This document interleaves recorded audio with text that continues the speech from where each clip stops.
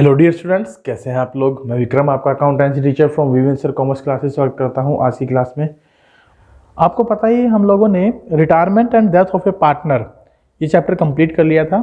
इस चैप्टर में हमने जो कवर किए टॉपिक्स वो क्या क्या थे हमारे पास। न्यू प्रॉफिट शेयरिंग रेशो और gaining ratio of retiring partner and deceased partner के केस में हम कैसे निकालते हैं। Sacrificing ratio and gaining ratio में क्या अंतर है। Accounting treatment of goodwill when a partner retire और dies.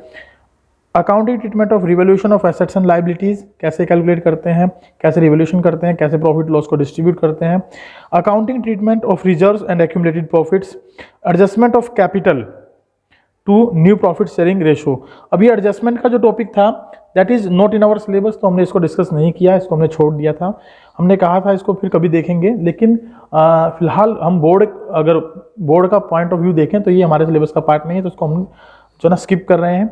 Disposal of amount due to retiring partner, इसमें भी हमने बात की थी कि अगर कुछ ना कहा गया हो तो पार्टनर के अमाउंट को हम लोन सॉरी इसके बारे में भी हमने बात की थी। अगर कुछ ना कहा गया हो तो पार्टनर के जो लोन अमाउंट है, जो ड्यू अमाउंट है रिटायरिंग पार्टनर का, उसको हम लोन अकाउंट में डाल देते हैं, या कहा गया हो तो फुल पेमेंट या एज पर पार्सली पेमेंट करके बाकी बचा हुआ पैसा लोन में डाल देते हैं। फिर हमने बात की थी हिडन गुडविल कैसे कैलकुलेट करते हैं, और लास्ट में हमने बात की थी amount payable to representatives of deceased partner, और इसमें हमने दो बेसिक टॉपिक डिस्कस किए थे। उन दो टॉपिक के बारे में यदि मैं बात करूं तो मैंने आपको बताया था कि हाउ टू कैलकुलेट प्रॉफिट और loss share up to date of death of a deceased partner and how we will record the goodwill share of the deceased partner in the books. ये सब हमने यहाँ पर डिस्कस कर लिया था। आइए आज हम इसकी एक एक्सरसाइज पर चलते हैं, और एक्सरसाइज में हम लोग स्टार्ट करेंगे वेरी शॉर्ट आंसर क्वेश्चन से। चलिए आज के टॉपिक को डिस्कस करते हैं। वेरी शॉर्ट आंसर क्वेश्चन हम लोग डिस्कस करेंगे। Basically the weightage of this question is of 1 mark, right. 1 number का क्वेश्चन रहेगा। हमें पता है हमारा जो बोर्ड एग्जाम है, जो हमारे एग्जाम होने वाले हैं, उन एग्जामिनेशन में 1 marker and 3 marker, 4 marker, 6 marker and 8 marker question आएंगे। और एक बात मैं आपको बता दूं, जैसे सीबीएसई ने अभी नोटिफिकेशन दिया है कि एग्जामिनेशन के लिए 2 प्रकार के सैम्पल पेपर सीबीएसई इशू करने वाली है। एक तो एमसीक्यू बेस्ड और दूसरा आपका सब्जेक्टिव बेस्ड। तो एज पर द सिचुएशन, जैसे भी कोरोना की सिचुएशन रहेगी उसके अकॉर्डिंगली सैम्पल पेपर भी निकाल देगी, सैम्पल पेपर भी वो इशू कर देगी। लेकिन हमें प्रिपरेशन दोनों तरीके से करना है, सब्जेक्टिव भी अपने आप को प्रिपेयर करना है और एमसीक्यू बेस के लिए भी अपने आप को प्रिपेयर करना। इसीलिए ये वेरी शॉर्ट आंसर क्वेश्चन मैं आप लोगों के साथ डिस्कस कर रहा हूं, ताकि आपका कोई क्वेश्चन इसमें से बचे ना, या कोई ऐसा क्वेश्चन जो आपको लगता है कि भाई ये हमें करवा देने चाहिए थे, सर ने नहीं करवाए, तो वो मैं करवा रहा हूं ताकि आप इनको अच्छे से समझ पाएं। देखिए बुक सभी के पास होगी, even though I am discussing this question, reason being कि आपको अगर कोई क्वेश्चन में डाउट हो तो वो आपको क्लियर हो जाए। चलिए सबसे पहले हमारे पास दिया गया है remembering based question, knowledge based question है। जैसा हमने पढ़ा, अब तक हमने डिस्कस किया, उनके बेस पर हमें क्या याद है और उस यादाश्त के आधार पर हम क्या इनके आंसर दे पाएंगे कि नहीं दे पाएंगे, ये उससे रिलेटेड क्वेश्चन है। पहला क्वेश्चन है what is meant by retirement of a partner. एक पार्टनर के रिटायरमेंट से आपका क्या मतलब है। देखिए एक पार्टनर जब रिटायरमेंट लेता है तो सिंपली इसका मतलब है कि वो बिजनेस छोड़ के जा रहा है ना। अब रिटायरमेंट के हमने अलग अलग केसेस भी पढ़े थे, हमने देखे थे कि कैसे कैसे वो रिटायरमेंट ले सकता है। वॉलंटरी रिटायरमेंट ले सकता है, जब when the partnership as at will, वो with the consent of all other partners retirement ले सकता है जब पार्टनरशिप एट विल ना होकर रेगुलर पार्टनरशिप हो, और उसको एक नोटिस देना पड़ेगा कि भाई मैं रिटायरमेंट चाहता हूं, बाकी सभी पार्टनर यदि कंसेंट दे दे तो वो रिटायरमेंट ले सकता है। चलिए क्वेश्चन फर्स्ट का आंसर डिस्कस कर लेते हैं। Retirement of a partner is one of the modes of reconstituting the firm. आपको ये पता ही है कि पार्टनरशिप फर्म रिकॉन्स्टिट्यूट होती है कब, जब एडमिशन, रिटायरमेंट, डेथ या change in profit sharing ratio का केस हो। तो जब भी फर्म रिकॉन्स्टिट्यूट होती है उसके लिए ये एक पार्टिकुलरली क्या है, केस है retirement, under which the existing partnership deed comes to an end एंड in its place a new one among the remaining partners comes into existence, that is called retirement of a partner। तो उसे हम क्या कहते हैं, partnership retirement, retirement of a partner. ठीक है। Question number 2, what is meant by gaining ratio on retirement of a partner. एक partner जब रिटायर होता है तो वहां पर गेनिंग रेशो से क्या मतलब है। देखिए गेनिंग रेशो क्या होता है, स्पष्ट करें। गेनिंग रेशो का मतलब होता है जब कोई पार्टनर रिमेनिंग पार्टनर, यानी कि जब कोई रिमेनिंग पार्टनर किसी रिटायरिंग पार्टनर के शेयर को एक्वायर्ड करते हैं किसी पार्टिकुलर रेशो में, तो that is called gaining ratio. तो यहां पर गेनिंग रेशो क्या है, the ratio in which retiring partner share is acquired by the continuing partner, it is computed by deducting the old ratio from the new ratio. तो old ratio को नए ratio में से माइनस करके इसे हम कैलकुलेट करते हैं। तो इसके फॉर्मूले को भी आप याद रखेंगे, न्यू रेशो माइनस में old ratio is your gaining ratio. ठीक है। क्वेश्चन नंबर 3 है आपके पास, what treatment is made of accumulated profit and losses on the retirement of a partner. जो रिटायरमेंट ऑफ ए पार्टनर होता है तो उस पर जो एक्यूमुलेटेड प्रॉफिट या लॉसेज हमारे पास होते हैं उनका हम क्या ट्रीटमेंट करते हैं। देखिए उनके ट्रीटमेंट की बड़ी सिंपल सी गाथा है, सिंपल सी बात है, that will be transfer to old partners, old मतलब old including retiring also, in their old profit sharing ratio, and losses को हम उनके अकाउंट में डेबिट कर देते हैं क्योंकि प्रॉफिट्स उनकी कैपिटल को इंक्रीज करेंगे और लॉस उनकी कैपिटल को डिक्रीज करेंगे। राइट। चलिए क्वेश्चन नंबर 4 पर चलते हैं। क्वेश्चन नंबर 4 है, for which share of goodwill A partner is entitled eight the time of his retirement. कौन सा हिस्सा उसे दिया जाता है। देखिए जो रिटायरिंग पार्टनर होता है ना, that is entitled for goodwill according to his share of profit in the firm. तो जो उसका प्रॉफिट में शेयर होता है वो कितना भी हो सकता है, 1/3 1/4 जितना भी उसका प्रॉफिट शेयर है, यानी प्रॉफिट शेयरिंग रेशो में जो भी उसका हिस्सा बनता है उसमें हम उसकी गुडविल के हिस्से को क्या करते हैं, उसे प्रोवाइड करते हैं, कंपनसेट करते हैं। कौन भला, हम मतलब रिमेनिंग पार्टनर, कंटिन्यूइंग पार्टनर। ठीक है। क्वेश्चन नंबर 5 है, how goodwill is recorded on the retirement और डेथ ऑफ ए पार्टनर। अब रिटायरमेंट और डेथ ऑफ ए पार्टनर पर यदि गुडविल के रिकॉर्डिंग की बात की जाए तो एंट्री वेरी सिंपल, बहुत सिंपल सी एंट्री रहेगी, रिमेनिंग और continuing partner capital account debit to retiring और deceased partner capital account. Right. Remaining partner capital debit to retiring और डिसीज पार्टनर कैपिटल अकाउंट कर देते हैं, किसमें, गेनिंग रेशो में। ठीक है, ये हमारी एंट्री यहाँ रिकॉर्ड हो जाती है। चलिए 6 पर चलते हैं। Question number, name the account which is open to credit the share of profit of the deceased partner till the time of his death to his capital account. तो भाई उसमें जब भी हम किसी मरने वाले पार्टनर के प्रॉफिट का हिस्सा देते हैं तो जो उसके लिए अकाउंट ओपन करते हैं that is your suspense account. कौन सा, profit and loss suspense account. Sir क्यों ओपन करते हैं, देखिए जब कोई पार्टनर मरता है तो उस वक्त हम फाइनल अकाउंट्स की जो है ना नहीं बना सकते, क्योंकि मरने की डेट फिक्स तो है नहीं, वो किसी अकाउंटिंग पीरियड के बीच में मर सकता है, शुरुआत में मर सकता है, पार्टिकुलर डेट को मर सकता है। तो हम वहाँ पर हम क्या नहीं बनाएंगे, फाइनल स्टेटमेंट नहीं बनाएंगे। फाइनल स्टेटमेंट नहीं बनेगी तो एग्जैक्ट प्रॉफिट नहीं दे पाएंगे। तो हम यहाँ एस्टिमेशन बेस प्रॉफिट की कैलकुलेशन करते हैं और उसके हिस्से को प्रॉफिट एंड लॉस सस्पेंस में डाल देते हैं। Whenever the final accounts are to be prepared, तो वहाँ उसका एक्चुअल हिस्सा क्या बनेगा वो हिस्सा उसे दे देते हैं, उस प्रॉफिट एंड लॉस सस्पेंस को खत्म कर देते हैं। अब जब ये अकाउंट ओपन होगा तो इसको बैलेंस शीट की एसेट साइड में भी लिखा जाएगा, ध्यान रखना, बैलेंस शीट की एसेट साइड में भी लिखा जाएगा। क्लियर। चलिए क्वेश्चन नंबर 7 पर चलते हैं। क्वेश्चन नंबर 7 है, at what rate interest is payable on the amount remaining unpaid to executors of deceased partner. अब ये बात बिल्कुल सीधी सी है भाई कि जो पार्टनर मर जाता है उसके एग्जीक्यूटर को जो हम पैसा देते हैं, उसके इंटरेस्ट देते हैं उसके बचे हुए अमाउंट पर, वो हम एक प्रकार से लोन ट्रीट करके देते हैं और लोन पर इंटरेस्ट 6% पर annum की रेट से दिया जाएगा और as per the specified rate जैसी भी आपको दी गई है। क्वेश्चन नंबर 8 क्या है ये देखते हैं। State any 2 items of deduction that may have to be made from the amount payable to a retiring partner. तो आपको बताना है कि कोई 2 डिडक्शन जो कि हम देते हैं किसको, रिटायरिंग पार्टनर को। तो देखिए 2 डिडक्शन क्या क्या है। Following deductions are entered on the debit side of retiring partner's capital account. ये डिडक्शन देने का मतलब क्या है, उससे चार्ज करना है एक प्रकार से, क्योंकि जब पार्टनर रिटायरमेंट लेगा तो उससे हम क्या क्या ले सकते हैं। अगर रिवैल्यूएशन किया है उस पर लॉस आ गया तो वो ले लेंगे, ड्राइंग्स उसने कर रखी है तो वो ले लेंगे, इंटरेस्ट ऑन ड्राइंग उससे लेना है तो वो ले लेंगे, और इसके अलावा यदि up to date of retirement कोई प्रॉफिट और लॉस में लॉस का शेयर है तो वो चार्ज कर लेंगे। तो गुडविल पुरानी रखी है उसको राइट ऑफ करना है तो वो ले लेंगे। तो ये डिडक्शंस रहेंगी उसके अकाउंट से और जो डेबिट साइड में लिखी जाएंगी रिटायरिंग पार्टनर के कैपिटल अकाउंट में। His share of loss on revaluation of assets and reassessment of liabilities, his share of existing goodwill return of, ये सब हम उससे चार्ज करेंगे। क्लियर है, क्वेश्चन समझ में आ रहा है होप सो। चलिए क्वेश्चन नंबर 9 पे चलते हैं। क्वेश्चन नंबर 9 है, what is the basis of calculation of deceased partner's share of profit from the date of last balance sheet of the date of his death।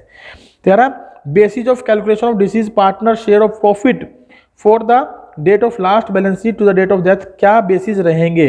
अब यहाँ अगर basis की बात करें तो भाई सिंपल सी बात है, हम 2 मेथड से प्रॉफिट एंड लॉस की कैलकुलेशन करते हैं। एक तो है on the basis of time, दूसरा है on the basis of sales. अब on the basis of time में एज पर द क्वेश्चन अगर वो कहता है लास्ट ईयर प्रॉफिट ले लो तो लास्ट ईयर प्रॉफिट के बेस पे, कहता है एवरेज प्रॉफिट ले लो एवरेज प्रॉफिट के बेस पे हम प्रॉफिट की कैलकुलेशन कर सकते हैं। ठीक है। चलिए क्वेश्चन नंबर 10 है, name 2 items which are credited to capital account of a partner upon his death. अब कोई पार्टनर जब मरता है तो उसके कैपिटल अकाउंट में उसकी up to date of death तक की कैपिटल पर इंटरेस्ट दे सकते हैं, profit and loss suspense, profit and loss में कोई हिस्सा है तो वो दे सकते हैं, कोई एक्यूमुलेटेड प्रॉफिट लॉस रखें तो वो दे सकते हैं, गुडविल का शेयर उसके अकाउंट में क्रेडिट किया जा सकता है ना, ये सब चीजें हम उसको दे सकते हैं। तो यहाँ पर his share of life policy, his share of undistributed profit और रिजर्व्स। सर ये लाइफ पॉलिसी वर्ड हमने पहली बार सुना इस चैप्टर में। ये लाइफ पॉलिसी का मतलब है एक फर्म कोई इंश्योरेंस पॉलिसी वगैरह लेती है तो उस इंश्योरेंस पॉलिसी में उसका कोई हिस्सा अगर बनता है तो वो भी उसको दिया जाएगा। Is it clear? चलिए क्वेश्चन नंबर 11 क्या है, What journal entry will be recorded for deceased partner share in profit from the closure of last balance sheet till the date of his death। अब ये बात हो रही है recorded of deceased partner share in profit from the closure of last balance sheet to date of death। तो यहाँ ध्यान रखें, फिलहाल तो हम एंट्री की बात करता है, कुछ भी ना कहा गया हो तो profit and loss suspense account to deceased partner capital account के नाम से हम एंट्री पास कर देंगे।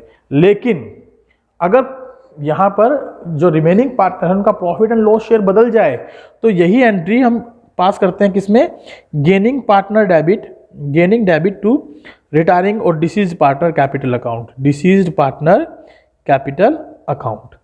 ठीक है, गेनिंग और सैक्रिफाइस रेशो में ये एंट्री हम यहाँ पास कर देंगे। समझ में आई बात? क्यों?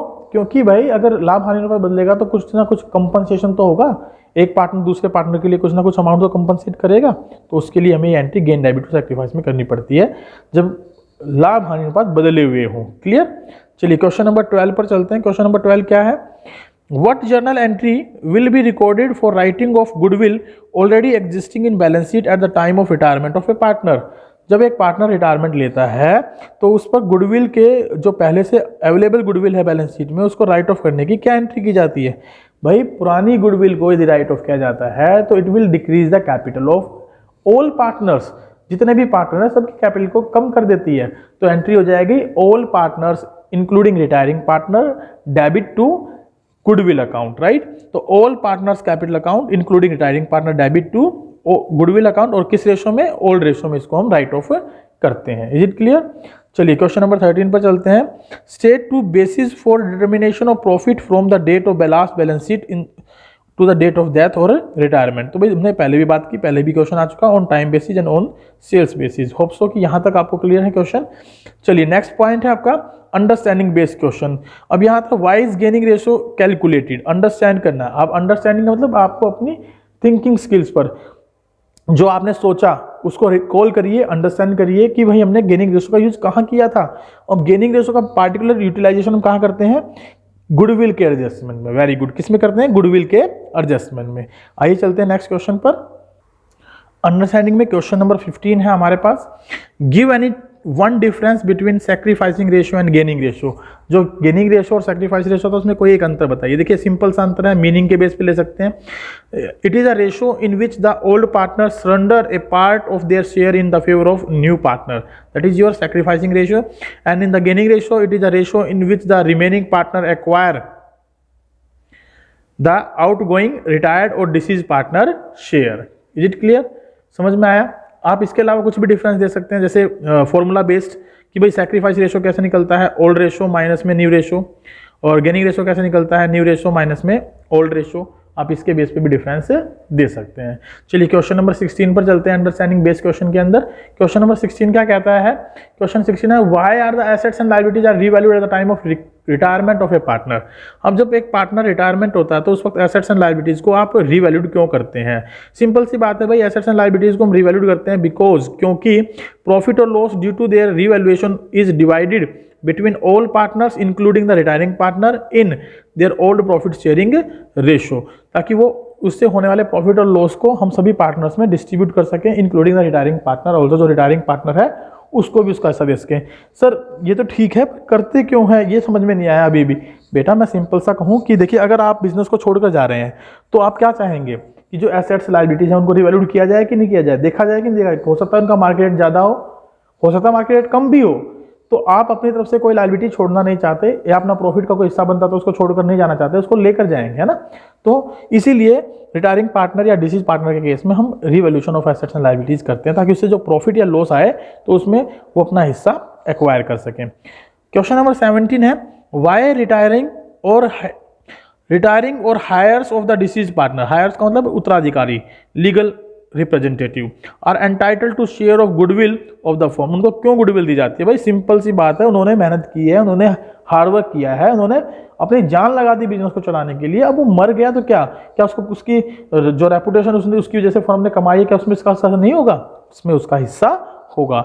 रिटायरिंग पार्टनर जा रहा है तो क्या वो अपने नाम की वैल्यू को कैश नहीं करेगा, इसीलिए हम उसको गुडविल में शेयर देते हैं। सिंस द रिटायरिंग पार्टनर और deceased partner will not be sharing future profits and goodwill is given to compensate him for the same. और एक रीजन अगर हम देखें पार्टिकुलरली तो रीजन यही लिखेंगे कि भाई वो फ्यूचर में लाभ हानि नहीं लेंगे, फ्यूचर में प्रॉफिट में कोई शेयर नहीं होगा, तो आज जो शेयर छोड़कर जा रहे हैं उसने हिस्से की जो भी गुडविल का शेयर बनता है उनको वो दे दिया जाएगा, right. Question number 18, can a retiring partner और legal representative of a deceased partner claim a share in subsequent profit of the firm? क्या ऐसा हो सकता है? देखिए यहाँ बात आती है कि जो रिटायरिंग पार्टनर है या legal representative of deceased partner है, वो जो फर्म के अंदर लाभ होते हैं उनमें हिस्सा ले सकते हैं कि नहीं ले सकते हैं। सिंपल सी बात है बेटा, अगर उनको हम पूरी पेमेंट नहीं करते, अगर उनको हम क्या नहीं करते, पूरी पेमेंट नहीं करते, उनके पैसे को एज ए लोन रखते हैं, तो दो कंडीशन हो सकती है आपके पास। एक, या तो उनके लोन पर आप 6% पर annum की रेट से इंटरेस्ट पेड करें, या दूसरा ऑप्शन उनको दे सकते हैं भाई प्रॉफिट में हिस्सा बनता है वो ले लें। क्लियर? तो आइए देखते हैं what will happen if retired और deceased partners dues are not settled immediately. तो दोनों क्वेश्चनों का एक ही आंसर रहने वाला है। If amount due to retiring partner और legal representatives of a deceased partner is not paid in full, they have the choice to get either of the following. या तो उनको इंटरेस्ट लेने का अधिकार है ऑन द बैलेंस अमाउंट, या share in subsequent profit of the firm the proportion of their balance amount. तो जो भी उनका अमाउंट बचा हुआ है उसके प्रोपोर्शन में वो प्रॉफिट का हिस्सा ले सकते हैं। Is it clear? चलिए क्वेश्चन क्या है एक बार फिर से देख लेंगे और क्वेश्चन का आंसर भी आप अच्छे से समझ लेंगे। अगर कोई डाउट हो तो please do the comment in the comment box, और प्लीज़ चैनल को सब्सक्राइब करना, शेयर करना, लाइक करना ना भूलें, और अपने दोस्तों के साथ इस क्लास के लिंक को शेयर जरूर करें ताकि वो भी इन क्वेश्चन के आंसर्स को प्रॉपरली समझ सके, देख सकें। चलिए क्वेश्चन नंबर 19 पर चलते हैं। क्वेश्चन नंबर 19 क्या कहता है ये देखते हैं। क्वेश्चन नंबर 19 है, on retirement of a partner how is the profit sharing ratio of remaining partner decided. तो भाई सभी partner mutual understanding, mutual agreement decide करेंगे, म्यूचुअल एग्रीमेंट पर अपने प्रॉफिट को शेयर कर सकते हैं। Profit sharing ratio of remaining partner is decided according to the mutual agreement among the remaining partners. ये इसका आंसर रहने वाला, ठीक है। क्वेश्चन नंबर 20 है, at the time of retirement of a partner state the condition when there is no need to compute the gaining ratio. भैया gaining ratio निकालने की जरूरत तो नहीं रहती जब कॉन्टिन्यूइंग पार्टनर का गेनिंग शेयर ना दे रखा हो या नया शेयर ना दे रखा हो, ठीक है। There is no need to compute the gaining ratio when the continuing partner decide to share profit in the same ratio that existed among them prior to retirement. क्या मतलब है सर, ये समझ में नहीं आया। देखो बेटा, मैं सिंपल सी बात करूं, हमने क्वेश्चन किया था ना न्यू रेशियो गेनिंग रेशियो निकालने के। मान लेते हैं ए बी सी दो एक में लाभ हानि बांटते हैं और मैंने कहा ए रिटायरमेंट ले गया, तो बताइए ए के रिटायरमेंट पर क्या होगा। सिंपल सी बात है, ए के रिटायरमेंट पर उसके बाद अगर उन्होंने कुछ नहीं दिया तो बी और सी के लिए नया रेशो हम यही मान लेंगे 2:1, और इसी को क्या मान लेंगे, उनका गेनिंग रेशो भी मान लेंगे। तो जब एग्जिस्टिंग पार्टनर पुराने ही रेशो में प्रॉफिट एंड लॉस को शेयर करने के बारे में बात कहें तो उस कंडीशन में गेनिंग रेशो नहीं निकाला जाता। Is it clear?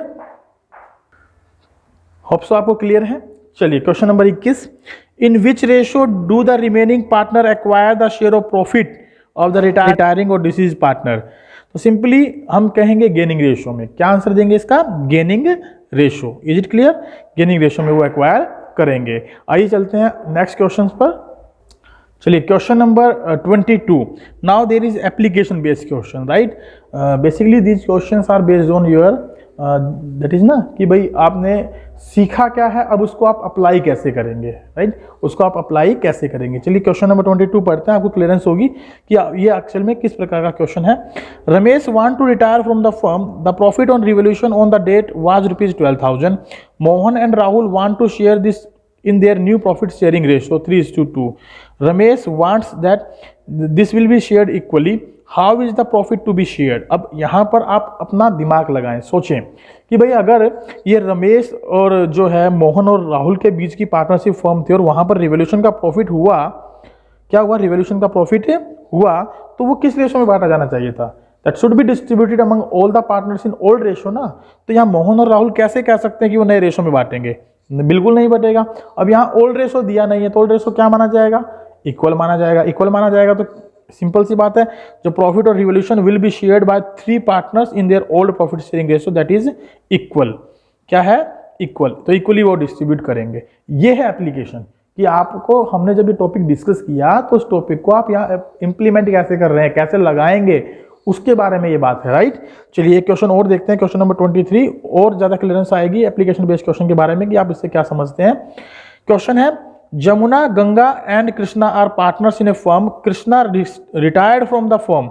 After making adjustments for reserves, revaluation of assets and liabilities, the balance in Krishna's capital account was rupees 1,20,000. Jamuna and Ganga paid 180 in full settlement to Krishna. Identify the item for which Jamuna and Ganga paid 60,000 more to Krishna. तो आपको identified करना किसके लिए 60,000 extra दिए हैं कृष्णा को. अब आप सोचें कि अगर आपका हिस्सा 1,20,000 था और आपको 1,80 मिल गए तो क्या होगा, उससे 60,000 ज़्यादा मिल रहे हैं ना.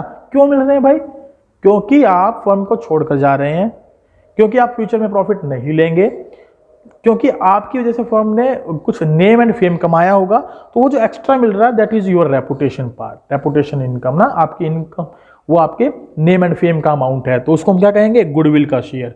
तो उसको उनका गुडविल का शेयर मिल रहा है, राइट. क्वेश्चन नंबर 24 देख लेते हैं. क्वेश्चन नंबर 24 क्या है, give the journal entry to distribute workman compensation reserve. Specific reserve है of ₹60,000 at the time of retirement of Sajan when there is no claim against it. देखिए अगर वर्कमैन कंपनसेशन रिजर्व के against कोई भी claim ना हो तो पार्टनर्स दे रखे हैं रजत, साजन एंड कविता. तो ये इनमें बांट दिया जाएगा इनके ओल्ड प्रॉफिट शेयरिंग रेशो में. अब यहाँ ओल्ड प्रॉफिट शेयरिंग रेशो भी नहीं है तो क्या मानेंगे, दैट इज इक्वल. तो इक्वली इसको डिस्ट्रीब्यूट कर दें. Workman compensation reserve account debit to Rajat, to Sajan, to Kavita. 60,000 को 20 और 20 में हम इसको डिस्ट्रीब्यूट कर देंगे. और आज का हमारा लास्ट क्वेश्चन है that is question number 25, application based question. इसको समझें, अंडरस्टैंड करें, उसके बाद इस वीडियो को एक बार रिवाइंड करके जरूर देखें ताकि आपको सारे क्वेश्चन अच्छे से समझ में आ जाएं. Give the journal entry to distribute workman compensation reserve of 70,000 at the time of retirement of Neti when there is a claim of 25,000 against it. अब सीधी सी बात है कि हमारे पास ना 70,000 रुपये का वर्कमैन कंपनसेशन रिजर्व है, उसके अगेंस्ट क्लेम 25,000 का है और फर्म के पास 3 पार्टनर रवीना, नेती और रजत. तो कैसे बांटेंगे, देखिए workman compensation reserve specific reserve होता है. यदि इसके अगेंस्ट कोई भी क्लेम हो तो पहले उसे कंपनसेट किया जाता है, बाकी बचा हुआ प्रॉफिट बाकी पार्टनर्स में उनके ओल्ड प्रॉफिट शेयरिंग रेशो में बांट दिया जाता है. तो यहाँ पर भी यही बात होगी. वर्कमैन कंपनसेशन रिजर्व 70,000 रुपये है, क्लेम कितना है वो निकाल लीजिए 25,000.